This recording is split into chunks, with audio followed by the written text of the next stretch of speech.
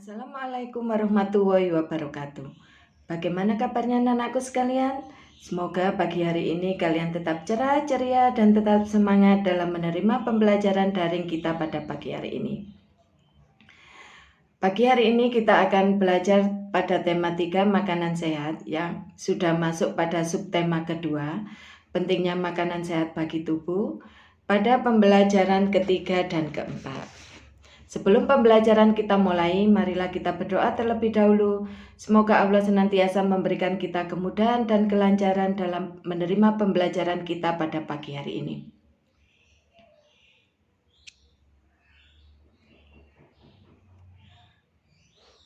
Ya, kalian buka buku tema kalian halaman 58. Nah, amatilah gambar berikut. Ya, sudah. Kira-kira ada yang tahu enggak kegiatan itu ada di mana? Iya, betul. Berdasarkan gambar di atas, jawablah pertanyaan-pertanyaan berikut. Suasana pasar selalu ramai oleh penjual dan pembeli. Apa sajakah yang dapat kamu temui di pasar?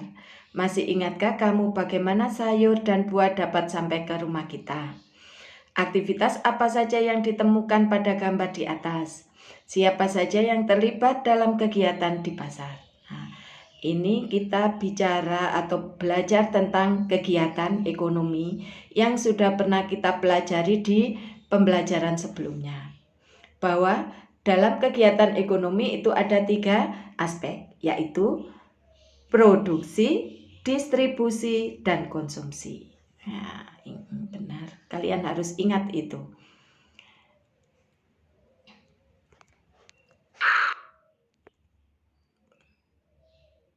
Nah, lengkapi tabel berikut berdasarkan hasil pengamatanmu terhadap gambar di pasar tadi. Nah, kamu masukkan di sini jenis aktivitasnya apa, pelaku aktivitasnya siapa saja. Ya, sudah.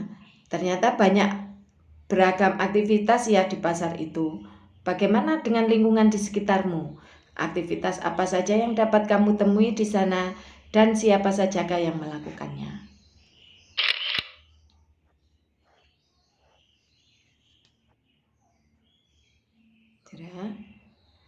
Nah, bacalah teks bacaan di bawah. Semua aktivitas yang menggabungkan aspek sosial dan ekonomi yang dimaksud untuk meningkatkan taraf hidup atau kesejahteraan sosial disebut pembangunan sosial.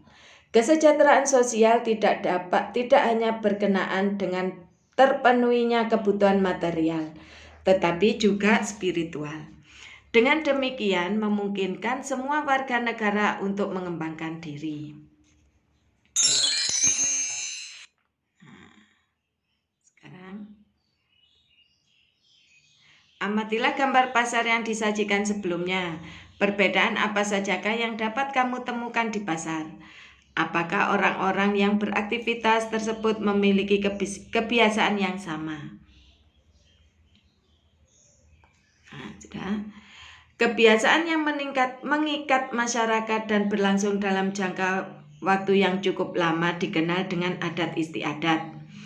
Adat istiadat merupakan kebiasaan sosial yang sejak lama ada di dalam masyarakat dan bertujuan mengatur tata tertib dalam masyarakat tersebut. Adat istiadat setiap kelompok masyarakat bisa sama atau berbeda satu dengan yang lain. Contohnya saja, adat istiadat masyarakat Osing di Banyuwangi yang merupakan perpaduan antara budaya Jawa, Madura, dan Bali. Kemudian adat istiadat masyarakat desa di Jawa Timur dan Jawa Tengah yang ternyata memiliki persamaan. Salah satu persamaannya bahwa mereka memiliki ikatan yang berdasarkan pada persahabatan.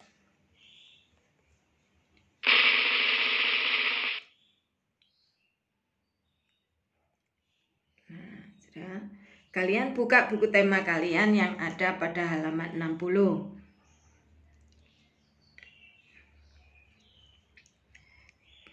Juga 61. Lakukanlah sebuah wawancara sederhana ke beberapa orang di lingkunganmu.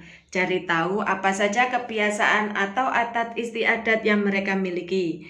Gunakan tabel berikut untuk membantu kamu. Nah, ini ya. Tabelnya ada di halaman 61.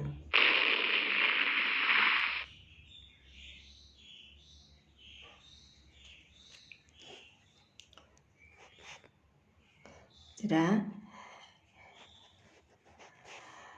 Kalian baca informasi berikut. Ya. Informasi itu kalian baca.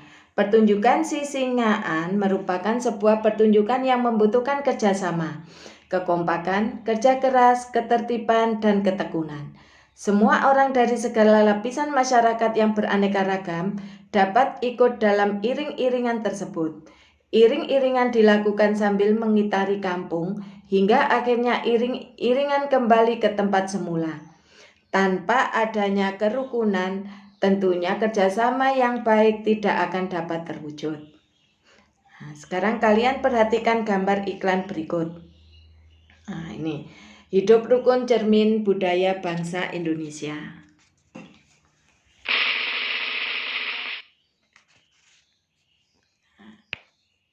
Sudah? Masih ingatkah kamu dengan media cetak yang kemarin? Saat mengamati contoh iklan di depan, apa isi pesan yang dapat kamu temukan dalam kalimat di depan? Apa jenis bahasa yang digunakan dalam iklan tersebut? Apa yang membuatnya sama atau berbeda dengan kalimat percakapan sehari-hari? Jelaskan. Jika percakapan sehari-hari memiliki bahasa yang berbeda dengan iklan media cetak, maka iklan media elektronik juga memiliki bahasa yang bisa jadi berbeda dengan iklan media cetak.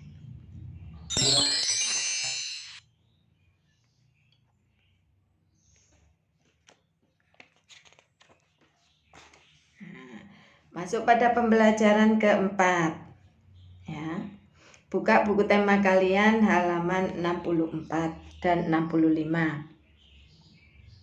Di situ ada banyak gambar. Kira-kira gambar apa itu? Iya, gambar sebuah tarian. Nah, apa yang kamu lihat dari beberapa gambar tersebut? Apakah hubungan semua gambar tersebut dengan gambar peta yang ada di Indonesia? Nah, ya, itu. Kalian buka buku tema kalian halaman 66.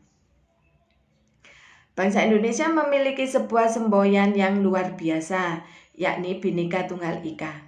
Bhinneka Tunggal Ika memiliki arti berbeda-beda tetapi tetap satu tujuan, bahwasanya sekalipun di Indonesia terdapat begitu banyak suku, bangsa, ras, adat istiadat, bahasa, dan lain-lainnya, semuanya bersatu sebagai saudara sebangsa dan setanah air.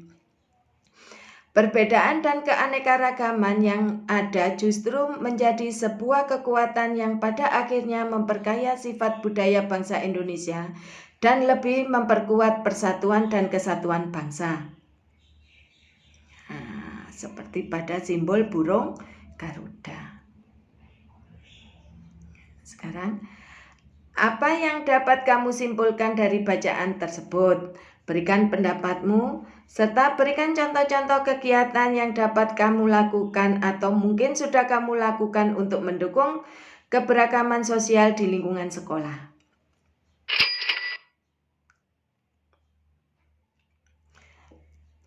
Dengan keberagaman, manusia dapat saling bekerja sama dan bahu-membahu untuk memenuhi kebutuhan hidupnya, baik secara ekonomi, sosial, maupun budaya.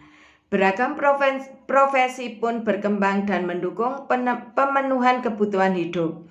Bahasa Indonesia yang dipergunakan juga merupakan satu contoh hal yang menjembatani perbedaan sosial budaya yang terdapat dalam masyarakat Indonesia. Nah, sekarang kalian amati gambar berikut. Nah, ya kan? Sudah. Kegiatan apa saja yang sedang dilakukan oleh anak-anak dalam gambar tersebut? Apa kamu pernah melihat kegiatan seperti itu di lingkungan kamu? Kedua gambar di atas bercerita tentang upaya manusia dalam sebuah pembangunan sosial budaya. Bahasa Indonesia merupakan contoh upaya manusia dalam sebuah pembangunan sosial budaya. Kegiatan seni yang bertujuan melestarikan budaya Nusantara juga merupakan sebuah upaya pembangunan sosial budaya. Contoh lain dari pembangunan sosial budaya adalah dengan semakin terbukanya kesempatan bagi kaum wanita untuk bersekolah dan menuntut ilmu setinggi mungkin. Masih banyak lagi contoh-contoh pembangunan sosial budaya yang terdapat di sekitar kita. Amatilah daerah sekitarmu.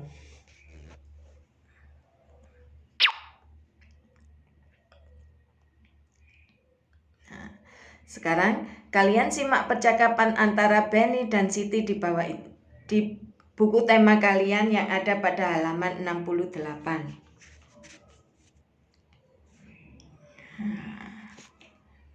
Sudah?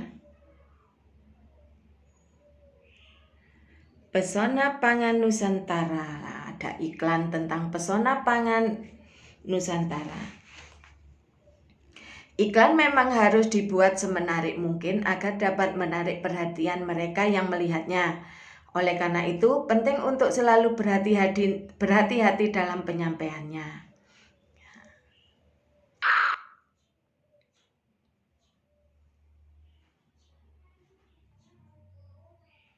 Sudah? Amatilah 2 buah iklan di televisi dan tulis kata kunci dari iklan tersebut. Diskusikan dengan orang tua kamu tentang iklan dan kata kunci yang telah kamu temukan. Nah, ini judul iklan yang pertama yang kamu lihat apa, kata kuncinya apa. Judul yang kedua juga seperti itu.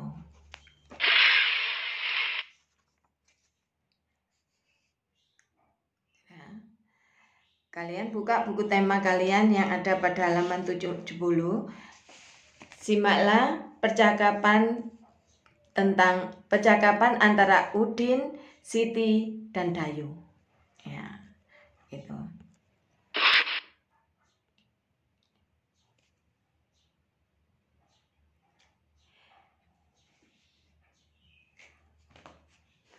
Infus water atau spa water atau dalam bahasa Indonesia disebut dengan air infus sedang menjadi tren kesehatan yang baru di luar negeri. Kini air infus juga merebak sampai di Indonesia.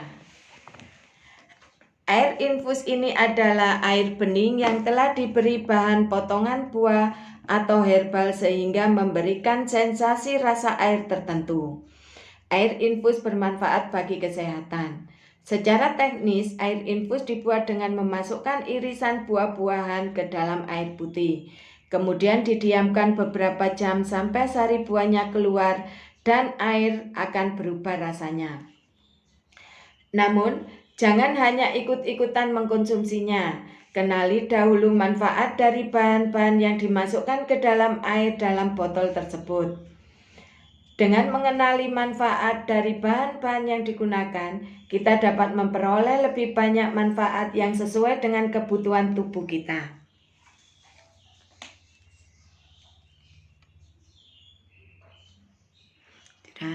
Minuman kesehatan. Di situ ada contoh minuman kesehatan yang ada pada halaman 71. Kalian baca. Bahan-bahannya 1,5 sendok makan perasan jeruk nipis, setengah sendok jeruk lemon, setengah timun diiris-iris, 4 lembar daun mint, setengah liter air putih. Juga ada cara pembuatannya. Nah, itu ada cara pembuatannya.